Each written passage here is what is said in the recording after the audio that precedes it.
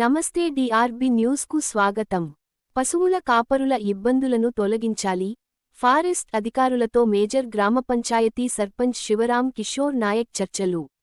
భద్రాద్రి కొత్తగూడెం జిల్లా బూర్గంపాడు మండలం సారపాక మేజర్ గ్రామ పంచాయతీ రాజీవ్ నగర్ గ్రామ సమీపంలోని అడవిలోకి పశువులు వెళ్లకుండా ఫారెస్ట్ అధికారులు పెద్ద ఎత్తున గుంతలు తీయడం వల్ల స్థానిక పశువుల కాపరులు తీవ్ర ఇబ్బందులు ఎదుర్కొంటున్నారని, ఈ సమస్యను వెంటనే పరిష్కరించాలని మేజర్ గ్రామ పంచాయతీ సర్పంచ్ శివరాం కిషోర్ నాయక్ కోరారు. రాజీవ్ నగర్ వాసులు అందించిన సమాచారం మేరకు సర్పంచ్ శివరాం కిషోర్ నాయక్ తక్షణమే స్పందించారు. గుంతల కారణంగా పశువులు అడవిలోకి వెళ్లలేక, మేత దొరక్క ఇబ్బంది పడుతున్నాయని గ్రామస్తులు సర్పంచ్ దృష్టికి తెచ్చారు. దీనిపై ఆయన ఫారెస్ట్ అధికారులతో ప్రత్యేకంగా మాట్లాడారు. అడవి రక్షణ ముఖ్యం అయినప్పటికీ, శతాబ్దాలుగా పశువుల మేతకై అడవిపైనే ఆధారపడిన స్థానిక రైతులు, కాపరుల జీవనోపాధిని దెబ్బతీయవద్దని, ఇరుపక్షాలకు ఆమోదయోగ్యమైన పరిష్కారం చూపాలని అధికారులను కోరారు. ఈ కార్యక్రమంలో సర్పంచ్తో పాటు స్థానిక నాయకులు దుర్గంపూడి కృష్ణారెడ్డి, మహమ్మద్ ఖాన్, రహీం ఖాన్ మరియు రాజీవ్ నగర్ గ్రామస్తులు, పశువుల కాపరులు పెద్ద సంఖ్యలో పాల్గొని అధికారులకు తమ ఆవేదనను వివరించారు.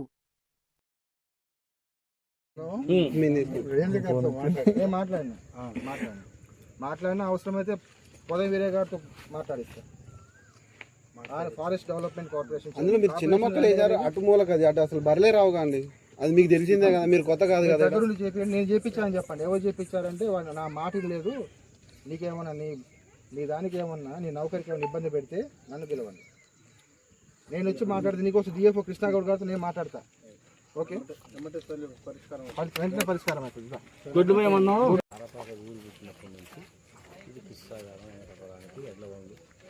రావటం పోవటం జరిగేది సార్. ఆ బాట ఆడుతుంది సార్. రాత్రి గుడ్లు పోవటం కన్నా సదుపాయం. ఇప్పుడు మొక్కలు ఇప్పుడు మేము అడిగింది మీకు తెలియంది కాదు. కాకపోతే మీరు ఒక అధికార పని మీద వచ్చినప్పుడు మీరు మమ్మల్ని విభేదించడం మీకు తప్పదు. కానీ అక్కడ న్యాయం మా వైపు ఉందని కూడా మీకు తెలుసు. ఇవాళ ఊరుంది. ఊరు అన్నాక ఏమేమి ఉంటాయన్నా, రైతు ఉంటాడు, వ్యాపారి ఉంటాడు, ఉద్యోగస్తుడు ఉంటాడు. రైతు అన్నాక పాడి పరిశ్రమ కూడా ఉంటుంది.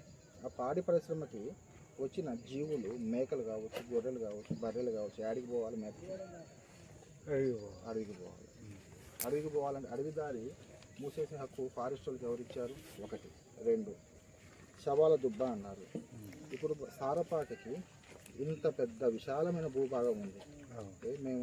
మేము సస్తే కాల్చడానికి ఒక శ్మశాన వాటికి కూడా ఎందుకు చేయలేదు? 8 సంవత్సరాలు ఇది చేయలేదు కాబట్టి ఇటు పోతున్నారు. అది ఓకేనా? ఒకటి. రెండు, మూడు, మా ఊళ్ళు కట్టెలు కొట్టుకుపోతున్నారు అన్నారు.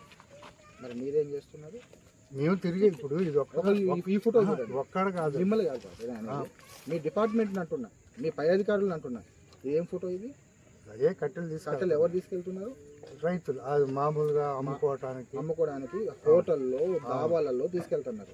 ఎవరు తీసుకెళ్తున్నారు? మీ ఫారెస్ట్ పై అధికారులకి డబ్బులు ఇవ్వకుండానే తీసుకెళ్తున్నారు. ఇప్పుడు నేను చెప్తున్నా, తీసుకెళ్లేదేమో వాళ్ళ హయాంలో. ఒక చెట్టు కొడతారు, కొద్దిగా ఎండిన దాకా చూస్తారు, కొట్టుకుంటారు, ఆటోలో వేసుకుపోతారు, ఇంత అంతా ఇస్తారు. కానీ అధికారులని వాళ్ళకి పిల్లలు ఉన్నారు, కుటుంబాలు ఉన్నాయి, నేను వాళ్ళని అన్ను.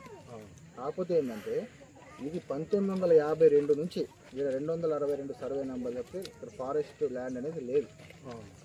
కానీ 507 ఎకరాలు ఐటీసీకి ఎలిమినేట్ చేస్తే 1975లో ఆ రోజున్న ప్రభుత్వము అక్కడ జలగ వెంగళరావు గారు అక్కడ స్థలం ఇస్తే ఆ స్థలం లేక ఫారెస్ట్ స్థలాన్ని వాళ్ళు కలుపుకున్నారు. ఈ స్థలాన్ని ఫారెస్ట్ స్థలం అన్నారు. మరి మాకు తెలివి లేదుగా అప్పుడంతా. ఇప్పుడు ఇంత అధికారులకు ఉన్న తెలివి మాకు లేదు కదా. 30 సంవత్సరాల నుంచి నడుస్తున్న నక్షబాటని ట్రెంచ్ కొట్టి ఇది పశువులు రావద్దంటే ఏ చట్టం చెప్తుంది? రైతులను బతికొద్దు, పరిశ్రమను బతికించవద్దు, అడవులకి జంతువులు రావద్దని చెప్పేసి ఏ చట్టం చెప్తుంది?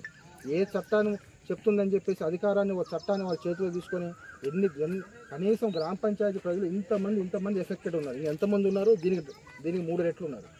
ఇన్ని కుటుంబాలకు 100కు పైన పశువులను వాళ్ళకి మేత లేక, గ్రాసం లేక ఇబ్బంది పడుతూ ఉన్నారు. కనీసం సర్పంచ్ మాట చెప్పే తెలివి లేదా?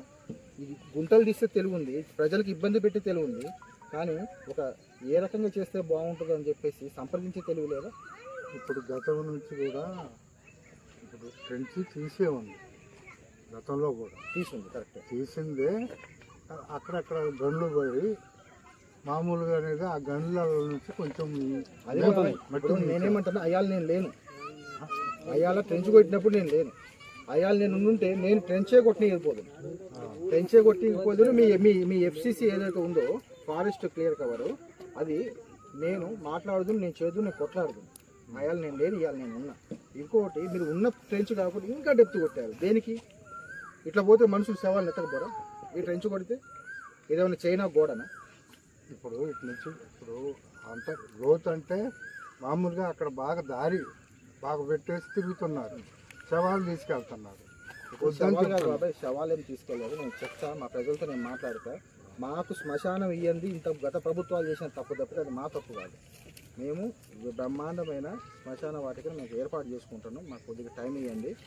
మేము బర్రెలు పోయే ముందు జేసీబీ వచ్చి దగ్గరుండి మీరే పూర్తించండి. రేంజర్ గారితో మాట్లాడండి, రేంజర్ గారితో మాట్లాడిన చిన్న చిన్న మొక్కలు వేసామన్నారు. ఎక్కడ వేసారండి? చిన్న చిన్న మొక్కలు, చిన్న చిన్న మొక్కలు వేసాము.